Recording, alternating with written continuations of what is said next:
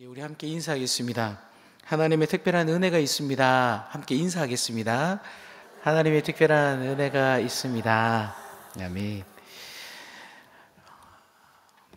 인생에 있어서 30살은 인생의 중요한 전환점이라 할 수 있습니다. 지금 이제 30을 다들 넘으셨을 텐데 이미 이제 인생의 중요한 전환점은 사실 이제 시작이긴 하지만 우리 인생에 있어서 30살은 참 중요한 시간입니다. 저도 생각해 보면 신대원에 들어갔을 때가 31살에 들어갔거든요. 처음 신대원에 들어갔을 때 열심히 공부해보겠다고 도서관에서 수업 시간 외에는 도서관에서 열심히 공부하고 또 100주년 기념관에 보면 기도실이 있습니다. 그 기도실에서 열심히 기도했던 기억이 있습니다. 30살에 그 시간이 없었다면 아마 여기 앉아 계신 성도님들의 지금의 이 모습도 아마 없을 수 있습니다. 30살 그 시간, 우리 인생에서 참 중요한 시간입니다. 30살에는 직업을 어떻게 할 건지를 대부분은 이제 정하게 되고 또 결혼을 하고 중대한 인생을 결정하는 시간이 30살입니다. 그래서 이제 30살이 되신 분들은 내가 참 중요한 시간을 보내고 있구나. 성경에 있어서도 30살은 굉장히 중요한 시간입니다. 예수님께서 언제 사역을 시작했는지 나이를 보면 30이라고 합니다. 오늘 본문도 마찬가지로 30살로 시작하고 있습니다. 30살. 이 30살이 누가 됐냐면 에스겔이 되었다고 합니다. 에스겔도 그의 인생에 있어서 굉장히 중요한 전환점, 매우 중요한 경험을 하고 있다는 것을 오늘 본문을 통해 볼 수 있습니다. 1절 말씀을 한번 보시면 이렇게 말씀하고 있습니다. 30째 해 넷째 달 초닷새에, 어떻게 보면 에스겔서는 에스겔의 일기처럼 시간이 좀 명확하게 기록되어져 있습니다. 일기 같은 느낌으로 보시면 에스겔 말씀을 좀 더 이해할 수 좋습니다.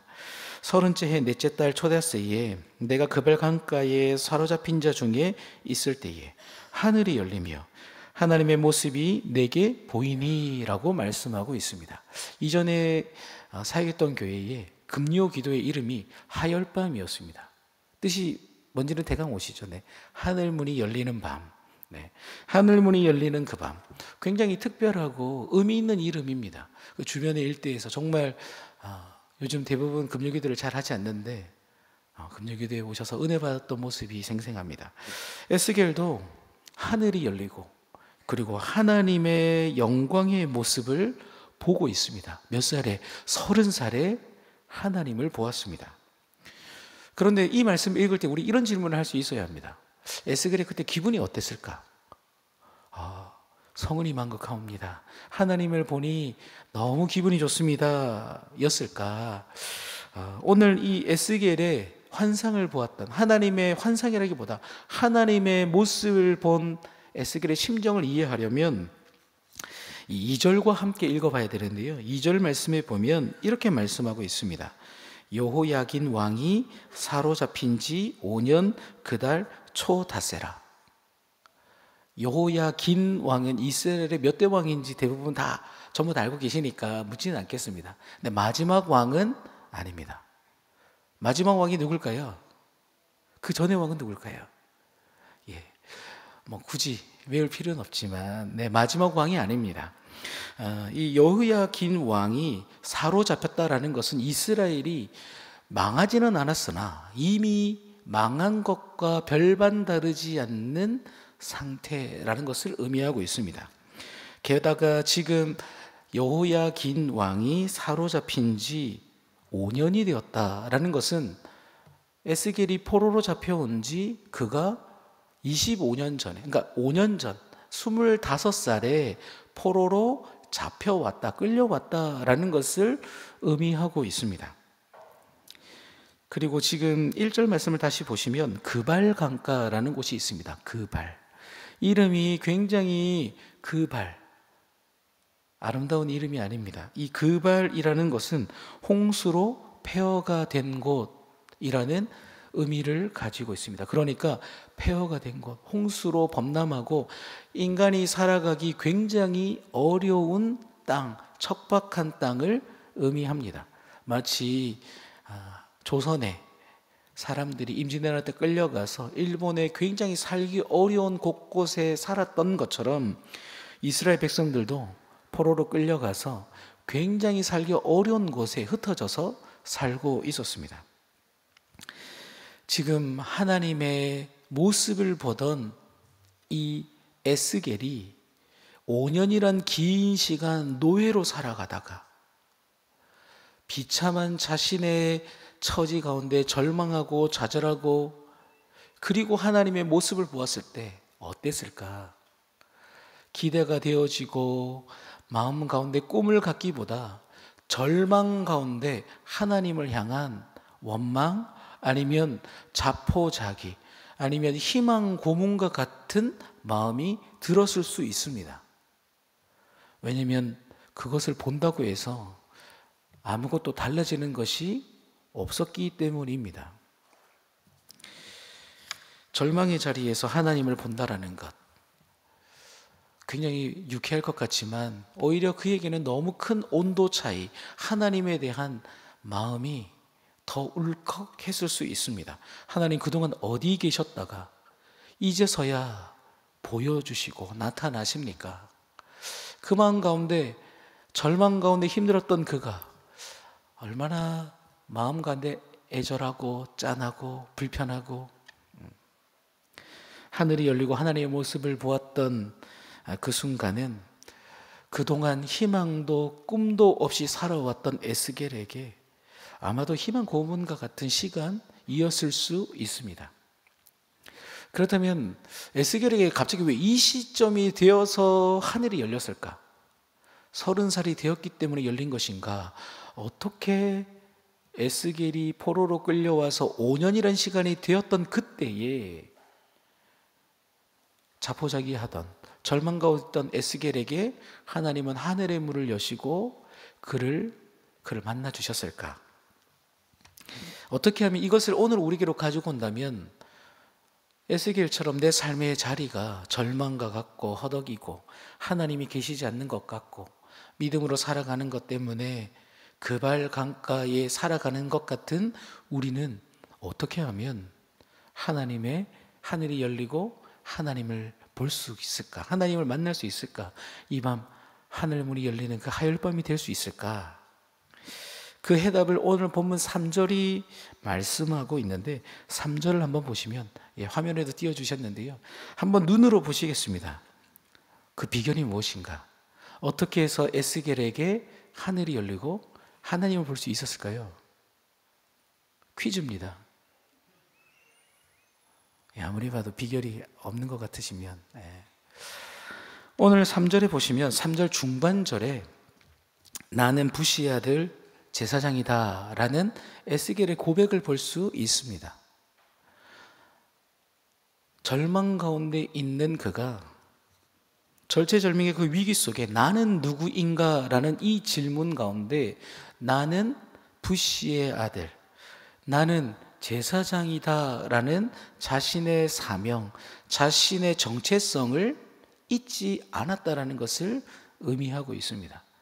일제시대 때 많은 사람들이 이름을 바꾸고 이제는 조선은 회복되지 않을 것이라는 마음에 타협하고 정착하며 살아갔습니다. 이스라엘도 포로로 끌려갔다가 끝났을 때에 돌아오라 할 때 대부분의 사람들이 돌아가지를 않습니다. 돌아가봤자 폐허가 되었고 이제는 그곳에 적응했기 때문입니다. 그런데 에스겔은 달랐습니다. 에스겔은 나는 부시의 아들, 나는 제사장이다 라는 자신의 정체성을 분명하게 붙들고 있었다라는 것입니다. 절체절명의 그 위기 속에 좌절할 수밖에 없는 그 사명 속에, 시간 속에 하나님이 부르신 그 자리에서 내가 제사장이다 라고 말하는 것은 이 라이센스가 아니라 실제로 그가 그렇게 살아갔음을 의미하고 있습니다. 하나님 부르신 자리에서 그곳이 비록 그발 강가 그곳이지만 하나님 내게 주신 그 사명, 제사장의 그 사명을 그는 감당했기 때문에 그는 하늘이 열리고 하나님의 모습을 볼 수 있었고, 그리고 하나님의 권능이 함께하는 은혜를 경험할 수 있었습니다.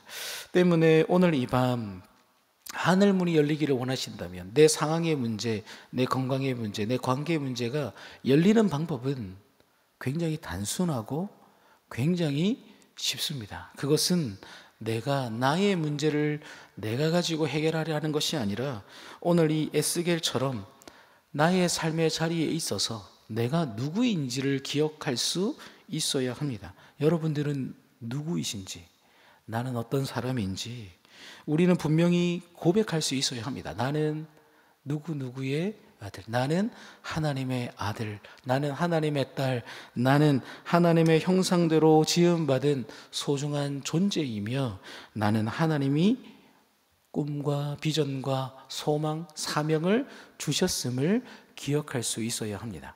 제가 아까 설교하기 전에 성경 통독 프로그램이 있습니다. 성경 통독 프로그램 음성이 가피풀에는 유료지만 성경 일기표를 누르시면 무료로 들을 수가 있습니다.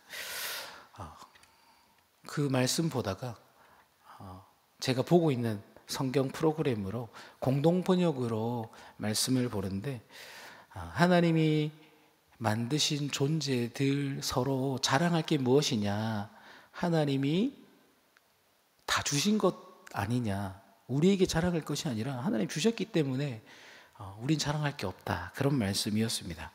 그 말씀을 묵상하면서 그렇지, 저의 외모가 탁월한 건 아니지만 이런 나에 대해 못생겼다 말하면 안 됩니다. 왜냐하면 하나님이 안 주신 거니까. 하나님은 다른 걸 주셨으니까. 그러니까 이 말씀을 나누는 이유는, 우리는 어떤 존재인지를 잊지 않아야 합니다. 나는 하나님께 부름받은 존재이고 하나님의 사명을 받은 존재이고, 하나님 보실 땐 각자의 특별함과 귀함과 은사가 다 다르다라는 겁니다. 더하고 덜한 사람이 없습니다. 중요한 것은 지금 내 삶의 자리에 있어서 내가 누구인지를 절대로 잊어선 안 됩니다. 내가 누구인지, 나를 부르신 하나님을 잊지 않고 살아가야 합니다. 만약 하나님 없는 인생, 하나님을 무시하는 인생이라면 그것은 불신앙입니다. 그렇다면 내가 누구인지를 안다는 것은 어떻게 살아가는 걸까요? 어떻게 하는 것인가? 그렇게 살아가는 삶을 살아내는 거겠죠. 살아내는 것. 지금 질문에 이미 답이 있습니다. 안다라는 건 살아간다라는 겁니다. 내가 아내이고 남편이고 부모라면, 야, 내가 부모다라고 말하는 게 아니라 부모의 일을 하는 겁니다. 아내의 일을 하는 것. 제가 목사면 내가 목사다, 내가 목사다가 아니라 목사로서의 맡겨진 일을 감당하는 겁니다. 하나님께서 우리를 사명의 자리로 부르셨습니다. 장로님으로, 권사님으로, 집사님으로, 사역자로. 그것은 라이센스, 자리가 아니라 하나님께서 우리에게 삶으로 요구하시는 섬김과 헌신과 봉사의 자리입니다. 이미 지난주, 그 전주 좋은 목사님 통해 많이들 들으셨으리라 생각되어 줍니다. 안다는 것은 상황과 조건에 상관없이 그렇게 살아내는 것입니다. 이것은 근데 사실 굉장히 어려운 겁니다. 다시 3절 말씀을 보시면 중반절에서 에스겔은 스스로가 이렇게 자신을 제사장이라고 합니다. 그런데 이거는 굉장히 웃긴 얘기입니다. 여러분, 제가 담임 목회합니다 라고 하는데 교회가 없습니다. 지금 말도 안 되는 소리인 거죠. 성전은 이미 회파되었습니다. 성전이 없습니다. 5년이라는 시간이 지나 30살이 되면 제사장이 됩니다. 이제 민수기 말씀에 보면 장에 따라 이게 이제 견습생의 시간이 있습니다. 25세냐 몇 세냐가 있지만 중요한 것은 견습생의 시간을 보내고 30살이 되면 제사장으로서의 역할, 업무를 배당받게 됩니다. 그런데 이 에스겔은 30살이 되었으면 이제 내가 제사장의 일을 감당하겠구나, 내가 하나님의 영광을 위해 쓰임받겠구나가 아니라 할 수가 없습니다. 직장이 파괴되었습니다. 사명의 자리가 없습니다. 그가 하나님의 부르심 앞에 헌신할 순종의 자리가 없다라는 겁니다. 그럼에도 에스겔은 아무도 시킨 적도 없고 할 일도 없고 그리고 할 수도 없는 그 자리에서 하나님께서 맡기신 제사장의 사명을 감당하고 있습니다. 이것은 그냥 제가 지어내는 내용이 아니라 에스겔서를 읽어보시면 에스겔에게 장로들이 와서 물어봅니다. 제사장에게, 우리 윤정원 전사님께서 우림 둠민 얘기하시고 하나님께서 제사장을 통해 선지자도 통해 선견자를 통해도 말씀하시지만 하나님의 뜻을 물을 땐 제사장에게 물었습니다. 장로들이 와서 에스겔에게 하나님의 뜻을 묻고 있습니다. 그리고 에스겔서 3장 15절 말씀에 보면 이에 내가 데라빕에 이르러 그 사로잡힌 백성 곧 그발 강가에 거주하는 자들에게 나아가 그 중에서 두려워 떨며 7일을 지내니라 라고 말씀하고 있습니다. 제사장으로서 에스겔이 살아온 시간 가운데 그의 마음은 두려워 떨었다라고 말씀합니다.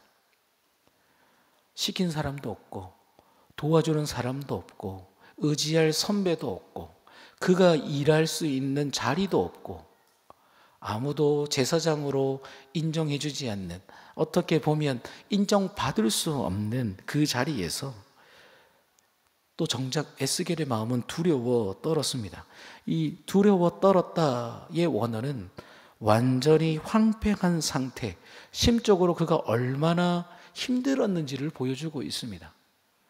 하나님께서 귀한 사명을 주셨는데 그 자리에 감당하다 보니까 이런저런 일로 인해 마음이 황폐하고 무너진 지경에 이르렀다라는 것입니다. 포로로 끌려와서 정복자들은 조롱하고 비난하고 제사장으로 살아갈 이유도 없고 힘도 없고 30은 되었는데 정작 내가 섬길 곳도 없고 앞으로 꿈을 가져도 다시금 갈 수 없는 그 자리, 정말 비참할 수밖에 없는, 꿈이 무너진, 인내한다고 달라질 것 하나 없는 그 자리였음에도 에스겔은 자신의 사명을 온전히 감당했습니다. 그렇게 감당했을 때 비로소 오늘 말씀에서 에스겔은 예루살렘 성전의 제사장은 되지 못했습니다. 그런데 하나님은 그런 그가 참고 인내할 때에 하늘의 성전의 예언자가 되는 자리로 부르십니다. 하늘 문이 열리고 하나님을 보는 그 특별한 자리로 에스겔을 부르십니다.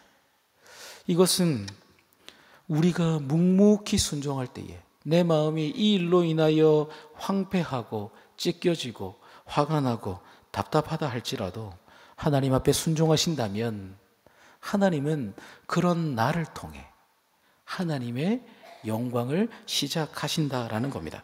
더불어 4절 말씀에 보면 그냥 시키지 않습니다. 그냥 사지로 내모는 게 아닙니다.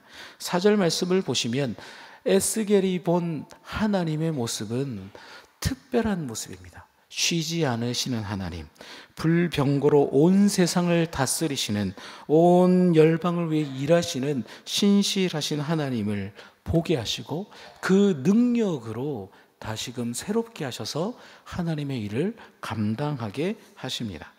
혹시 이제 연말도 되었고 하나 좀 내려놓고 이런저런 사명의 자리, 아니면 하나님 앞에 내 믿음의 어떤 텐션들, 아니면 하나님 앞에 내가 달려왔던 여러 가지 신앙의 모습들 가운데 에스겔처럼 절박하시고 그리고 하나님이 원망스럽고 저 멀리 계신 것 같고 내 처지가 그발강가인 것처럼 하나님이 나를 그렇게 몰아가시는 것 같다면 그때 감사 노트를 꺼내셔서 감사를 쓰시고 이 역경을 통해 나에게 깨닫게 하시고 나를 하늘 불병거를 보게 하시는 그 길로 부르시는구나 라는 것을 우리는 믿음으로 고백할 수 있어야 할 것입니다. 포기하지 마시고 낙심하지 마시고 지금 우리가 갈 곳은 복음의 능력으로 하나 되어 하나님의 나라를 세워가고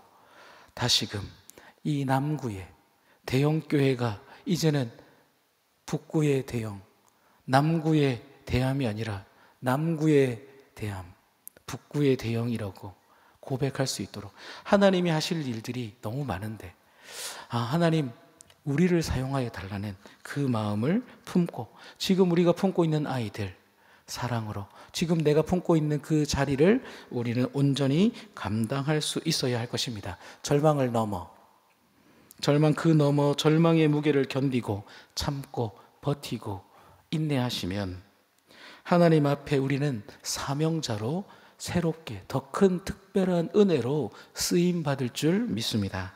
하늘이 열리고 하나님의 권능과 영광이 우리의 삶 가운데 함께 하시는 그 은혜를 경험하시기를 바랍니다. 말씀을 정리하겠습니다. 에스겔은 절망의 글발 강가에서 모든 것이 무너진 그 절망의 한가운데에서 하늘이 열리는 놀라운 경험을 했습니다.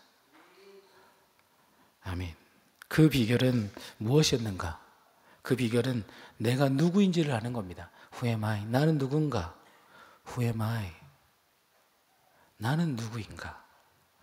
나는 이렇게 배운 것도 없고 가진 것도 없고 모나고 부족하고 아무도 끌어줄 사람도 없고 내 상황을 보면 꿈을 가질 수 없다가 아니라 그 절망 속에서도 에스겔처럼 하나님 내게 주신 그 소망, 그 사명, 그 부르심, 처음 그 믿음을 우리는 견지해야 합니다. 우리가 지금 절망 가운데 있으시다면 낙심하지 않고 사명을 감당하기 원하시는 그 하나님의 뜻인 줄 우리는 믿어야 합니다. 오늘 이 밤 오직 믿음으로 절망 넘어 우리를 부르시는 그 하나님 앞에 다시금 내가 하나님을 바라보겠습니다. 내 부르신 자리에서 내가 끝까지 충성하겠습니다. 하나님 앞에 다짐하며 고백하며 하나님의 은혜를 구하심으로 하나님의 더 큰 특별한 은혜와 영광을 경험하는 우리 모두가 되기를 주님의 이름으로 축복합니다. 아멘.